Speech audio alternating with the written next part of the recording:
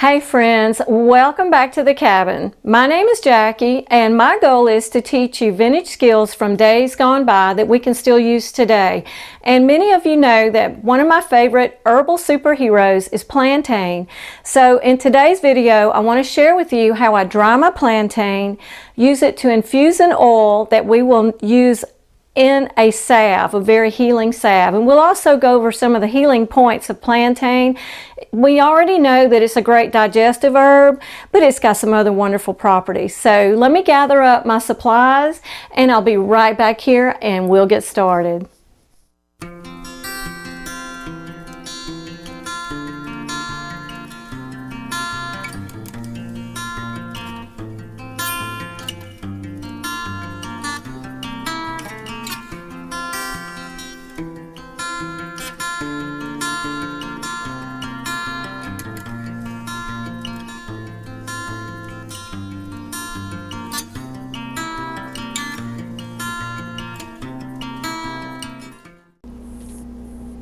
Okay, so let's talk about just a second how I harvest my plantain.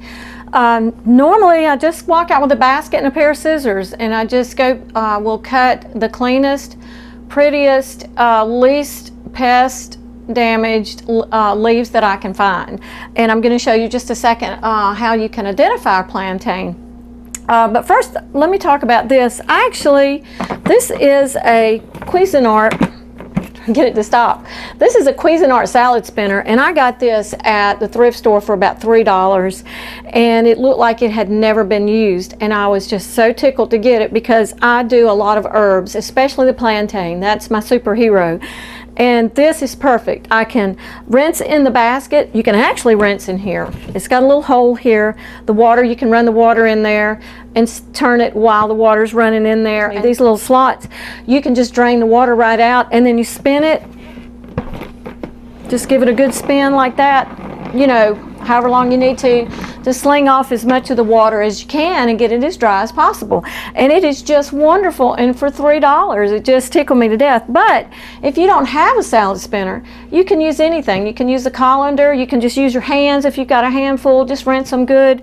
And then what we'll do is we will take these, and I'm going to move the camera down where you can kind of see what's going on and show you how I kind of dry them and put them on a tray and everything. Okay, so I just lift this little basket out. This is a wonderful little basket. It just drains so well. You can see the plantain in there. We'll set this off to the side and I'm going to show you how you can actually identify plantain. If you'll look, you can see that it comes to a very sharp point on the end, and it's a low growing plant, very low. And if you look on the back, there are some very prominent ridges on the back. And this is the narrow leaf plantain. There is also a broadleaf plantain. The narrow leaf is what I have growing in my yard. The broadleaf is very common as well. But what you'll do, let me say this, the narrow leaf and the broadleaf can be used interchangeably. So we'll take these leaves, and after we've spun them really well, and you can see they're pretty dry already after being spun really good. And we will just kind of take the paper towel and blot any more moisture that might be on there, like that. And actually, you can see, here's the tray out of my oven. And those are, as you can hear them, this tray was almost full yesterday when I put it in the oven. And you can hear the crispiness of it. And that's what you're looking for. You're looking for it to be very crispy because you want as much moisture removed from your herbs as possible, because moisture is what is going to make your infused oils go bad. It will cause them to mold or just go bad. So what I'm going to do is I'm going to set this off to the side and show you how I do my fresh herbs, and we'll put them back in the oven and we'll talk about my stove. So here we have the plantain that we just got through rinsing, and it was freshly cut today. So we're just going to kind of distribute it around on this screen. Now I built this screen, I actually built this frame and screen out of some scraps, and this is fiberglass window screen. It's not plastic. I loathe plastic. I have some plastic. It just seems to be a necessary evil, but the less that I have, the better. But this is fiberglass window screen, and I just built a dehydrator tray to go in my oven. The reason that this works so good in my oven is because my oven is a pilot lit oven. It's an older stove. I absolutely love this stove. It does not have electricity going to it, only pilot lights. If the power goes out, it doesn't affect me as far as cooking like that. So, but the pilot lit oven is perfect for dehydrating herbs. It's perfect to raise loaves of bread, and it's also perfect to keep my sourdough starter very happy. So it's just a win-win-win situation all the way around. But what I'm going to do is I'm going to take and put these in the oven, and it takes anywhere from 24 to 36 hours. You just watch them, and when they get good and crunchy, no moisture at all. If they're rubbery or limp, now I'm talking about plantain. When you're dehydrating other things, there's different ways to gauge if it's ready or not. But generally, these leafy herbs like this, you want them to be crispy and get as much of that moisture out as possible. So I'm going to set this in the oven and gather up some of my other equipment, and we'll talk about infusing oils. Okay, so what I have here, this is my little stash of plantain that we just dried.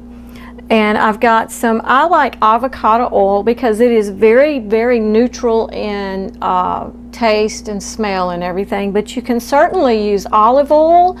You can use, if you want less of an olive oil smell, aroma, or taste, which you're not, we're making salves with this, so you won't necessarily be tasting it, but you could, because it's going to be safe. You can go with the lighter olive oil.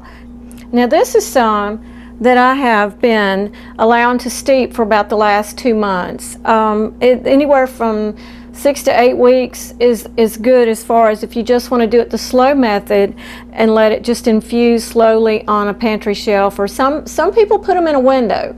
I don't. I set them off to the side and just let them do their thing. But you can also do it, some people do it over a double boiler and gently raise the heat, not very high. I've done it in one of the small dip crock pots. Put it in there and just let it go for several hours. And what's funny about that is when the plantain gets crispy in the oil, it's ready, it's infused. But I just keep some going all the time on the pantry, so that works well for me. So what we're gonna do though is we're gonna take these and we're just going to kind of crush them. I'm going to do this in a small jar for the sake of demonstration, but you could certainly do a pint jar. Pint jar would probably be the best size. You could do, I guess, a quart if you wanted to, if you have plans to make a lot of salve. And I could make a lot. I mean, I have a lot of family that calls me and says, I need a jar of plantain. Do you have some plantain salve? And we'll talk about the plantain salve a little bit. This video is actually going to be in 2 parts. I'm going to do the infusion part now, and then the next part I will cover making a salve. Since this didn't make very much, you can see there's not very much in there. It's just barely covering the bottom. I'm going to go ahead and go about 2/3, a half to 2/3 full, with some plantain that I actually bought from Mountain Rose Herbs, and I love Mountain Rose Herbs. They're a very good company, and I will leave a link to them below. So, and if you don't have access to plantain right now, you can order from them and go ahead and get your infusions going. We got about half right there, so that's a good place to stop. And all you're going to do is you're going to cover this with your oil. Very simple. Infused oils are so simple and so good for you. Now you can use the same process with calendula, dehydrated calendula, dehydrated dandelion, comfrey, dehydrated comfrey. There's so many things. Now it's going to bubble. We want to kind of, I'm going to go ahead and set that out so you can see kind of what we got going on here. And I'm just going to help the bubbles. You could take a little, maybe a chopstick or something like that and stir it, you know, to make sure that there's no bubbles in there, no air. And so what you're going to do with this is you're going to date it, label it and date it, and just set it off to the side for 6 to 8 weeks and just let it do its magic. So let me step over here and get a lid. So that's, you know, I think I'm going to put a little bit more oil in there. We're going to go probably up to the neck of the jar because that was half full. And you just want to make sure that your herbs are good and covered. About like that. There we go. So I will label and date this and set it off to the side. And this one is just another infusion that I've got that'll be ready in a few weeks to make some more salve. So there we go. That's all there is to it. You just need a good quality oil and your good dried herbs, and you set them off to the side for 6 to 8 weeks, and you've got a healthy, wonderful infused oil to make your salves with.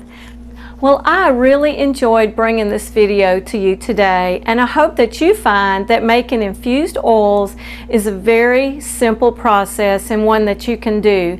And you can take that oil and use it to make a healing salve, and that's going to be my follow-up video right after this. And you can also infuse other herbs, as I said before, such as calendula, dandelion, comfrey. All of those infuse very, very well. And I think I've actually even I actually have some lavender buds infusing right now. And on my property I have a lot of wild roses in the spring, and I will harvest those petals and dry them, and I will also infuse those petals and use that in some of my soap. All of these can be used in your soap making, but even the wild roses makes a wonderful soothing addition to my soap. And you could use it, there's even just the oil itself after it's been infused can be used to soothe some skin issues and stuff that you might have. But like I said, my follow-up video is coming up next, and it's going to be how I make the plantain salve. I fell in love with plantain a couple of years ago when I'd gotten stung by a red wasp, and I had learned from Rosemary Gladstar's books that plantain will relieve severe stings such as a wasp or a bee sting. And so I had actually used the plantain salve on one of my stings, or on the sting, and almost immediately it relieved the pain and no swelling. The pain was gone, and no swelling and no after effects. It just amazed me, and so I was hooked. I was like, that's one of my superheroes right there. So that's one of the things that plantain is so good for is severe stings. And even mosquito bites, and here where I live, fire ants, if you do it really quickly after the bite, the sting of a fire ant or the bite of a mosquito, it actually relieves that as well. The key to it is to do it as soon after as possible, almost immediately, and you'll find the quickest relief that way. But I fell in love with it for that, but then the more research I did, I found out that it's very healing for your digestive system. And I do have a video on that. I referenced it before on acid reflux and plantain and what it did for me. So I'd love for you to go to that video. I invite you to watch it if you suffer or you know someone that suffers from severe acid reflux, and they may find some hope by watching that video as an alternative option that they have to help find some relief there. So for digestive healing, it's anti-inflammatory, it's very soothing. I use it in a tea for that. But it's also a very healing salve for cuts and scrapes or any kind of boo-boos that you have like that. Now, it's reported that in older times past, it was used as a treatment for blood poisoning, and it would be taken internally as well as put on the wound. I can't speak to that personally, but I encourage you to do your research on that. I'm not a doctor and I'm not a professional in any of these things, but I do know what it has done for me. So I encourage you to do your research and to consult a health professional and make decisions based on what you feel is best for the health of you and your family. One of the great things about plantain is that it can be found all over North America, and it is absolutely free to forage. And it just blesses my heart to know that our gracious Heavenly Father provided so many good things for us in His creation because He does care about us. And with that said, don't ever forget that your Heavenly Father loves you. And I'll see you on the next video. God bless.